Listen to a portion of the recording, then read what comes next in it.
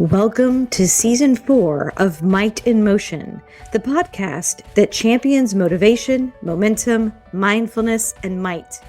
I'm Mariana Kinney, your host, bringing you conversations with inspiring leaders and innovators who challenge the status quo and push boundaries in their careers and lives. Whether you're here to grow, lead, or ignite your own journey, we're here to keep you moving forward. Let's dive in. Today's episode, I bring to you Nathan Cray. He's a global retail operations executive, and his guiding principles revolve around practical value creation and deep-seated commitment to driving transformational change. He believes that galvanizing cross-functional teams and fostering a customer-centric mindset are integral to achieving and exceeding performance targets in today's highly competitive markets. Nathan, I am thrilled to have you on Might in Motion. Thanks. Glad to be here. I'm excited. We actually go way back. And so I always think it's just so much fun for me to reconnect with people that I used to work with or, went and had a beer with and that sort of thing. And it's just so much fun to see where you've taken your career and how so much has changed in your life over, it's been decades, I think. So yeah. It's been a long time back when neither one of us knew really anything at all. Yeah. Right? Sometimes I still don't, but that's okay. Yeah. It's who you surround yourself with, I think. We were kind of talking a little bit in the green room and catching up, and I love to talk about supply chain. I love to talk about how everything is connected, and there's just so much to it. Mm-hmm. I'd love to know what kind of sparked you. And you have a unique background, and you kind of say that a lot of people in supply chain may go, "Oh, he's not really a supply chain guy," right? Yeah. So tell us a little bit about your history and what got you hooked. So my history really revolves around problem solving. I think more than anything. I have a mechanical engineering degree, and then went into consulting, then went into retail, then went into supply chain. So it's a little wonky in that regard. It wasn't a straight line. But that said, all of those things are tied together with just generally problem solving of various forms. So most of my career has been in consumer products and retail of some form or fashion. To long story short, went from consulting into industry, mm-hmm. and went into strategy, which is kind of a natural transition. But then there was a lot of operations as a part of the strategy mm-hmm. role I took on. It was like hardcore strategy, sure, M&A, that sort of thing. But a lot of it was operations oriented. And I like that aspect because generally there's not a right or wrong answer in operations. It's an optimization routine, mm-hmm. and the edges are scary. In the middle, you never know if you're quite right, but you definitely know if you messed up. Yeah, and everybody will let you know. And everyone will let you know. They like to remind you.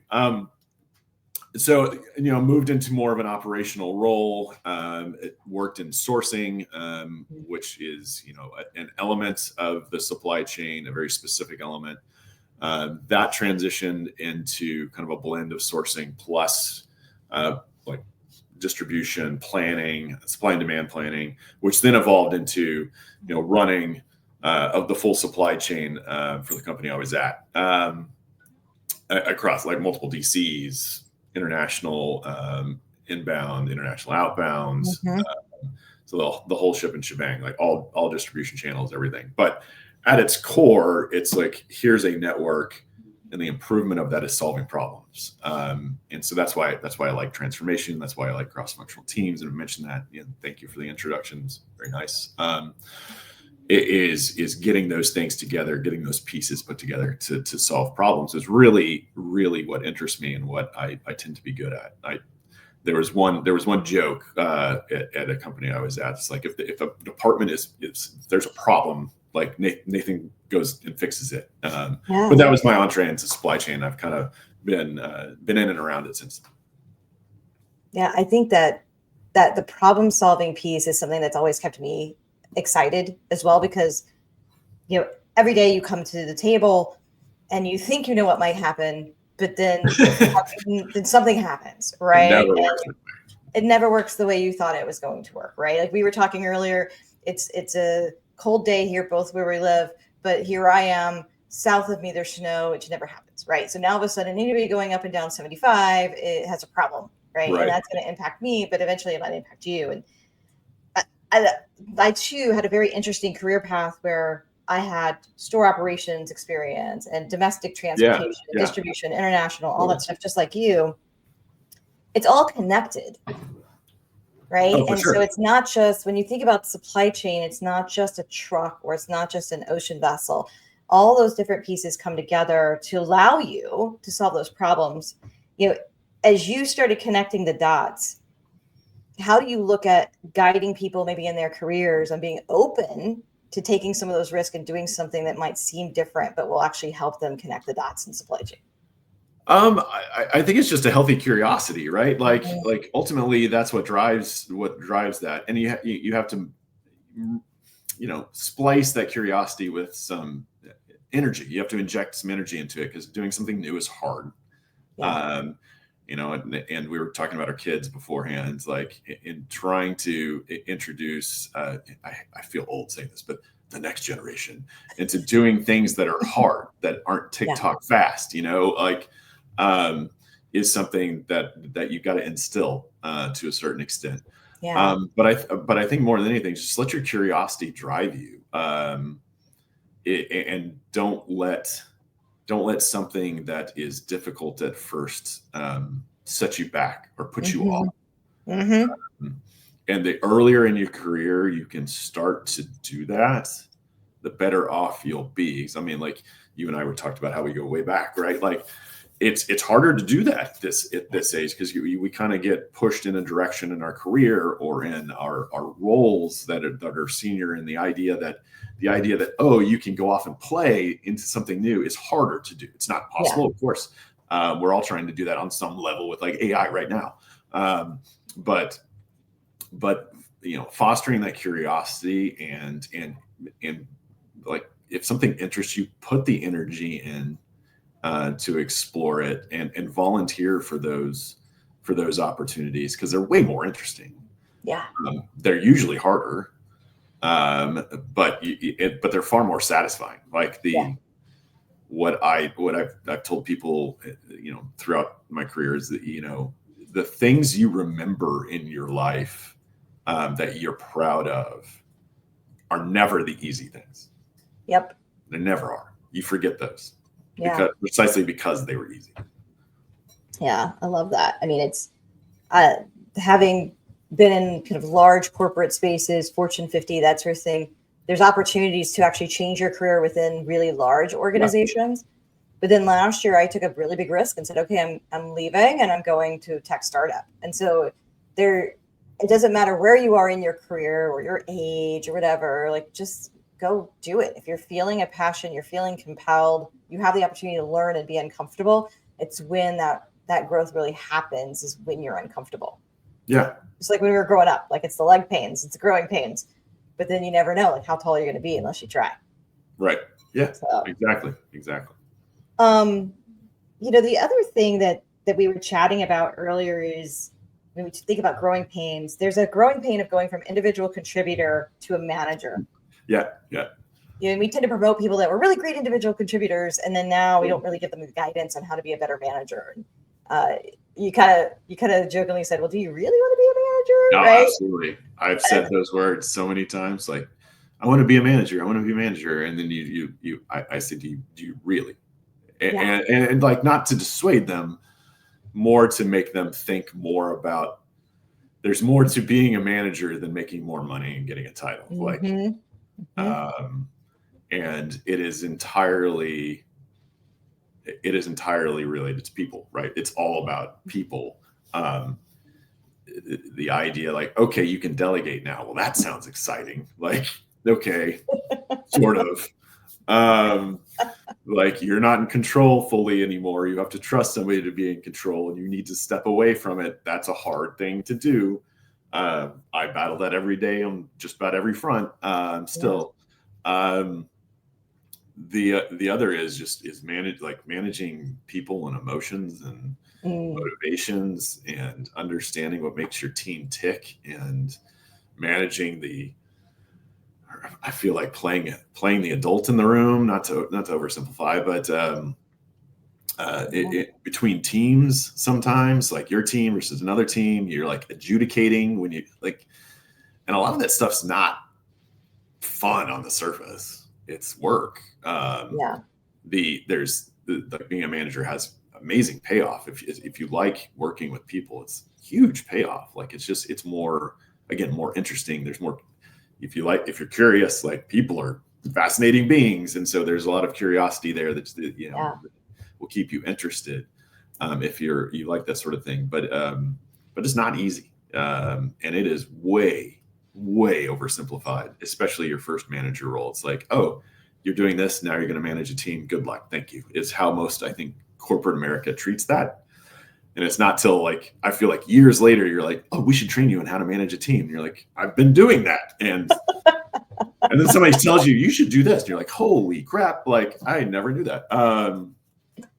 But it's just, I think being thoughtful about it. The aspects that aren't generally, more so now than they used to be, but it's like getting a promotion to being a manager. Great. You like you said, you usually get that because you're a good individual contributor, but I've also described it as the biggest step in career is going from one person to managing a team. Like nothing else you do in terms of level is harder than that. Yeah. It's interesting because I reflect back on my path, and I was promoted to a manager, but with no direct reports. And then it was like, oh, we'll give you one. And then now we'll give you a team. So it was this weird like stepping stone of gradual growth. And it just happened to be the time that I was in at the corporation I was part of. Whereas as the years progressed, it would be like, okay, we're going to promote this post person. There are over 7 people. And you're just like, oh, there's like helping them through that on 7 people means that you don't have the time to do all the individual contributor stuff that you were able to do before. You've got to redevote that time into your people. And that's, at least 7 hours of one-on-ones right there. It's an entire day, right? Yeah, but doing it, if you do it well, you're a force multiplier as 100%. Opposed to an individual contributor. And thus that's what drives, the value you bring to a company. Yeah. And thus your salary potentially. Like that's the force multiplier effect. But that is not like, okay, you go to school, you get a degree. Great. Very rarely are those degrees on like, hey, okay, engineering or in psychology, it doesn't matter, like whatever. And like, okay, you're good at that now. Make other people good at that. Yeah. Like, okay. It's so hard. It's so hard. And everybody comes from different backgrounds. And we talk about you want to have a well-rounded team, right? And well-rounded to me always meant I want to have people that think differently than me. If I hired only Georgia Tech industrial engineers, that have 2 kids and are married to somebody in the military, then we would all think the same. And that's not right. Like, and I always found so much joy when I had variety of ages, variety of educational backgrounds, right? And just in experiences. And that just helped so much with teams that I led to become better. Because now, and the concept that I love throwing out there is the concept of taking a team from chaos to community. And we're constantly on that cycle, right? You get a promotion. Now you are the cause of the chaos. You have to help the team get to a sense of community where they want to help each other, where they want to be that good neighbor, right? And then something happens, right? Somebody gets promoted, somebody leaves the team, we get a new project. Now there's just this constant cycle of chaos to community. And as a leader, the faster you can help get your team to that sense of community, the better that team is going to be, and the faster you're going to hit goals. Yeah. You're constantly in a battle against entropy. Like whether it's your team, it's supply chain, like the day you wake up, you have a day in supply chain and everything's fine. You're like, tomorrow's going to suck. Because entropy, it's like a regression towards the mean, and the mean's pretty low, like whatever you want to call it. Totally. Like it's when you reach a point to where everything's humming, like something's going to go sideways. It's just that's the way it works. I think if you could find people within your organization or even externally to go and learn from, to bounce ideas off of. That, I think that really helps, especially young leaders. Yeah. Get to that's presence faster. Yeah, you struck a chord there where there's a balance between having confidence in yourself and in what you're doing and in what the direction you're providing, but balanced with a healthy humbleness that you don't know everything. And being able to accept different ideas or accept that you're wrong and be able to admit. The best thing you can do is, on occasion when it's appropriate, like admit you are wrong to your team and they will respect you more. It seems backwards, but it's true. Or my favorite thing to say in a meeting is, I don't know. Like, or I don't know, better yet, I don't understand. And those type of things where, that ultimately lead to a better place. Yep. And I think it creates that trust that you mentioned, which is huge. Absolutely huge. You grew up a little bit in retail. There's always a customer aspect in retail, and having that customer-centric mindset applies, I think, to almost any industry, but it is really, really prevalent and needed in supply chain. How do you help or think about leaders fostering that sense of having a customer-centric mindset? It's very easy in supply chain, logistics and distribution, very specifically, to think like to do things cheaper, right? Like that'll never ever go away. It's like, how do we deliver X at the lowest possible cost? And it's very easy to get stuck in that mindset, but it's the wrong view. It's what leaders, executives will often tell the team, you need to do this cheaper. You need to do this cheaper. That is not what they actually mean. What they actually mean is, we need to deliver more value to the customer. And that means margin. And so you have to have a margin kind of point of view. Cost matters. Like, that's never going away. Cost matters. But if you can get more margin because the customer wants something faster and they're willing to pay for it, then give it to them. If you won't sell it if it doesn't get there faster with a more expensive route, but if it doesn't get there, you're not going to sell it. Like, what good was your cost savings? Great, right? Congratulations, you sent it. I'm not picking on anybody. You sent it UPS versus USPS versus UPS. Like, okay, and then they returned it. Okay, did that win you anything? It looks good on a piece of paper, depending on how you slice it, but it's not. When it hits the P&L, it did you no good. So there's that aspect. Another aspect, kind of internal. When you think about internal customers, like working in retail and consumer products, I work with merchants a lot. Merchants are my special friends. I love them.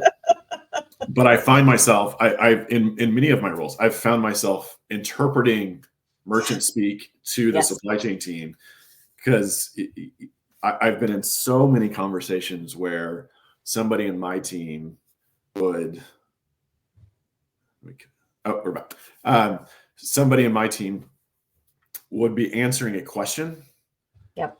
And like, you have a merchant asking a question, you have somebody in supply chain asking a question, and they're not speaking, they're not talking the same language at all. And I distinctly remember many occasions turning to my supply chain team and being like, that's not what they're asking. What they're asking is this. And they're like, oh, but that's not what they said. I'm like, let's agree to disagree. Let's move on. Like, they don't need to know that. I know they asked where their stuff is. It's not what they want to know. They want to know when they're getting it. It's like that internal translation of communication and getting the teams to understand what the end result our internal customers actually want is. It is an important aspect. And I think just makes us all, honestly, at the end of the day, just makes everybody happier. Because if I understand what you're actually asking for, I can deliver that, and vice versa.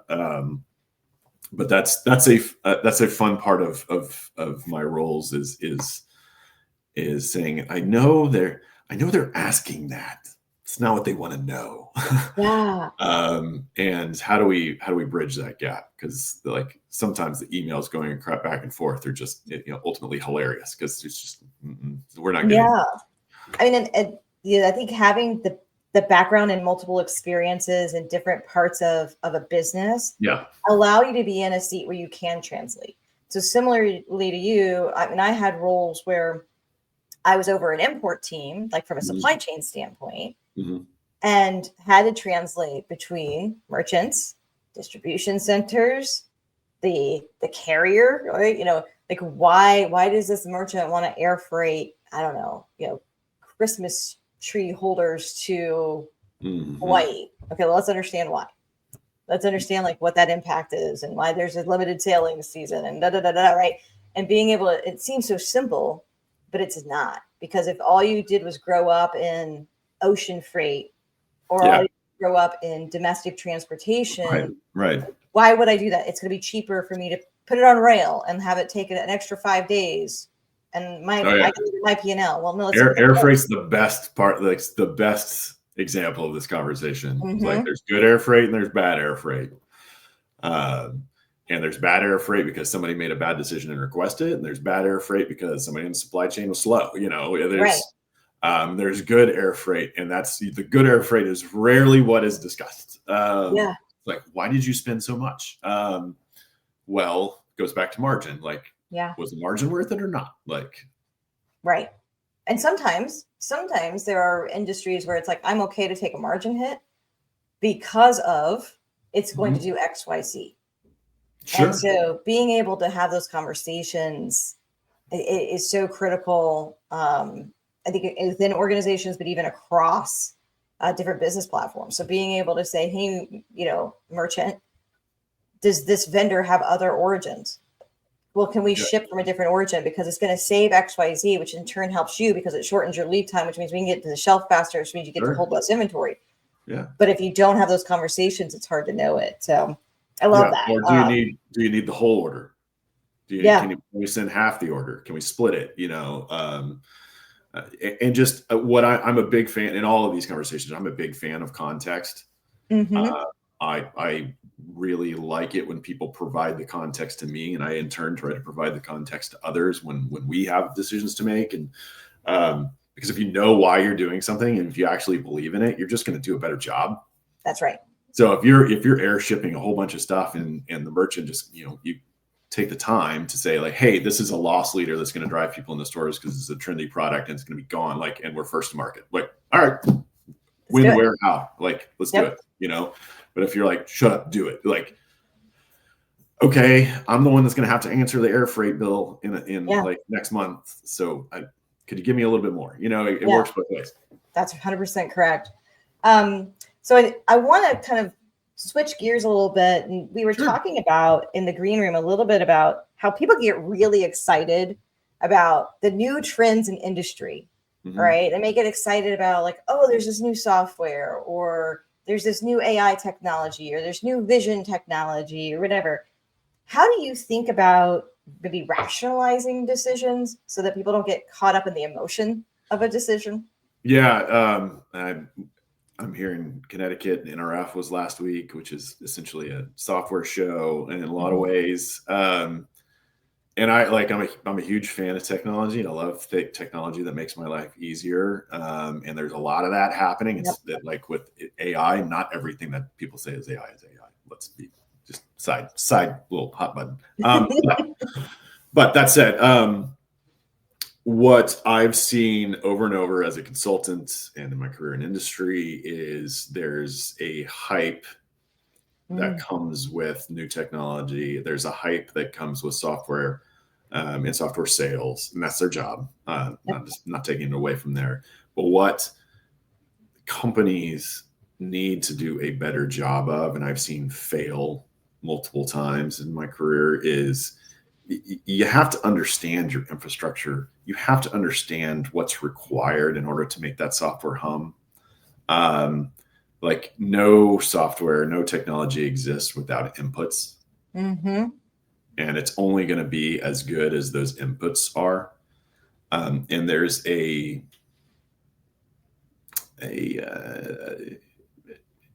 miss. I'm missing. I'm not getting the term right, but we often miss in industry that hey, let's evaluate our foundation first. And it is usually the most unsexy conversation on earth. And it's not fun because the ROI on it alone is usually bupkis.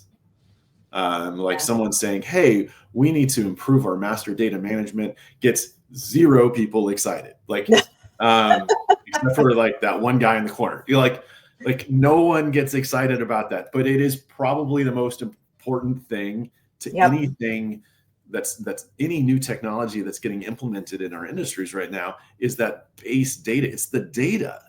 And ignoring the infrastructure requirements, and it's not just data, it's like your team's ability to assume that your if there's physical architecture depending on what you're installing, whether it's like an implementation in a DC, whatever.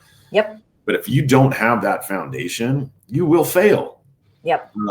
And it's so easy to get excited and to start talking about the ROI on something, but like we were talking a moment ago, I have a friend who said like he was getting pressured into buying a demand forecasting solution. And I was like, my first question, how's your data? He's like, it's not good. What did IT say? He said, we'll take care of it as we go. And I was like, don't agree, don't do it. And it's not an aversion to something new. It's that you've got to bake in the cost of improving the infrastructure, no matter what it is, often data, to get it up to snuff. And that's got to be a part of your ROI calculation.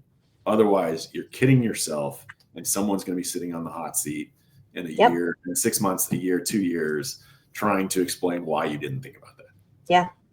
I felt like it turned into a bit of a rant. It wasn't. No, but I mean, to me, it makes complete sense because I've been on that side, before, and it's not just in my mind, do you have good, clean data? It's also, do you have a good understanding of the current process, like the actual physical process that you want things to follow? And how will this technology change, improve that process? Right. Are you able to create more security? Are you able to create time efficiency? And sometimes those things aren't just in the trucking space. They aren't just in the warehouse space. They aren't just in like the guard and the yard management space, just to kind of put it around one specific thing. It actually usually impacts all of the above. And if you don't have those, like we talked about merchants, if you don't have an understanding of how does this impact the warehouse associate, how does this impact the guard that's sitting out there in the cold and the heat and the snow and the, whatever, then you're also, that's another way that you can set yourself up for failure. Yeah. So you install demand forecasting, your data's great, everything's perfect, and the merchants are like not going to agree to the quantities that it's suggesting. Like, what have you achieved? That's right. I mean, that's the change management element. And like, I'm not saying you can't go into any major project and say, oh, I've got line of sight on everything and this is going to be 100% successful. That's not what I'm suggesting. But what I am suggesting is we could do ourselves a huge favor by spending a bit more time evaluating the inputs. Yeah. I love that. This has been a really, really cool conversation, Nathan, for me and hopefully for you and our listeners. Yeah. If people are like, wow, I really like his story, I really like the way he thinks about things, I'm assuming like, hey, go to LinkedIn. It's really you. You really respond to the people. Not a bot. You're not a bot. You won't get spammed. But just, your background is so varied and so deep that I think that if individuals are looking to learn more, go to LinkedIn, go to, Nathan-Cray. Great opportunity to connect with you. Everybody who listens regularly, like knows that I have my handy dandy pen. And I love writing down notes, Yeah. which is also not AI. This is not chat GPT. But I wanted to just highlight some of the things that I personally came away with. So, the first, we talked about your career, and we talked about it all circles around problem solving and your journey from mechanical engineer to consultant to retail to supply chain, that there really is no right or wrong way, but there's the ability to make improvements by solving problems. And I love that. That really resonated with me. It's similar to my career, and just something that I think if you're love being a problem solver, go look at supply chain. It is so much more than what you might think it is. Yeah. We, having a customer-centric mindset, and that being important, and that it's easy to think, oh, we just need to do things cheaper. But in reality, what that translates to is how do you deliver more value to your customers, which in retail is a direct line to margin, right? But there's also internal customers, and helping, to get an understanding on what they actually mean, so you can become that master translator across different silos can be really, really important on creating that customer mindset. We talked along those same lines, like having that healthy curiosity to go and try new things, to go and be uncomfortable, is allowing you to really be a better visionary when it comes to supply chain initiatives. I think you said you forget the easy, but not the hard, right? So go and be challenged, go do something crazy, take yourself out of your comfort zone, and you're going to reap a lot of benefit from that. And then we spent time as well talking about the movement of individual contributor to manager. And it's one of the hardest things that anybody's really going to do in their career. It's more than just a title. It's more than just shouting out orders, right? It's about the people and being able to connect on an emotional level and helping individuals actually be able to solve their problems allows you to become that force multiplier. And then, we ended with a conversation about, excitement over changes in the industry and software and technology and all this other stuff. And that, really being able to understand your foundation, because if you don't have a firm foundation, you're not going to be able to build the house, right? Being able to say, hey, what is my foundation? Do I have the right understanding of process? Do I have the right data to be able to leverage the power of whatever that technology and change could be? So those are some things that I wrote down. This was a really fun conversation for me. And I really appreciate you taking time to be part of the Might in Motion community. Yeah. Thank you. Thanks for inviting me. And it's been fun. Like you said, we go way back. So we won't talk about how way back, but it's good to reconnect and have a chat about it. Thank you for tuning in to this episode of Might in Motion. Remember, every step forward counts, and the power to create momentum starts with you. If you enjoyed today's conversation, please subscribe, share, and leave us a review. It makes a huge difference. Until next time, stay inspired, stay mindful, and keep moving with might.